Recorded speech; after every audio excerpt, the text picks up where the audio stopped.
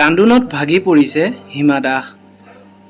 অসমলৈ সোণৰ পদক জয় কৰি আনিব নোৱাৰাৰ বাবেই এতিয়া হিমা দাসৰ চকুত চকুলো। এই বছৰত অনুষ্ঠিত হোৱা কমনৱেলথ গেমছত মহিলা 200 মিটাৰ আৰু 400 মিটাৰ দৌৰত অতি কম সময়ৰ ব্যৱধানত পৰাজয় হ'ব লগা হ'ল হিমা দাস। যদিও জয়লাভ কৰিব নোৱাৰিলে, তথাপিও অসমবাসীয়ে এতিয়া মৰম আৰু আশীৰ্বাদৰ বাবে ধন্যবাদ জনালে হিমা দাসে। অসমৰ নাম বিশ্বৰ দৰবাৰত তৰাৰ দৰে জিলিকাই তুলিছে। এই ভিডিঅ'টিৰ জৰিয়তে আমিও ক'ব বিচাৰিছো, হিমা দাস এবাৰ জয়লাভৰ পৰা ব্যৰ্থ হ'ল বুলিয়েই ভাগি পৰিব নালাগে। অসমবাসীৰ মৰম হিমা দাসৰ বাবে সদায় থাকিব। এই বিষয়ত আপোনালোকৰ মতামত কি তলৰ কমেণ্ট বক্সত জনাব বুলি আশা কৰিলো। ভিডিঅ'টো শেষলৈকে চোৱাৰ বাবে ধন্যবাদ।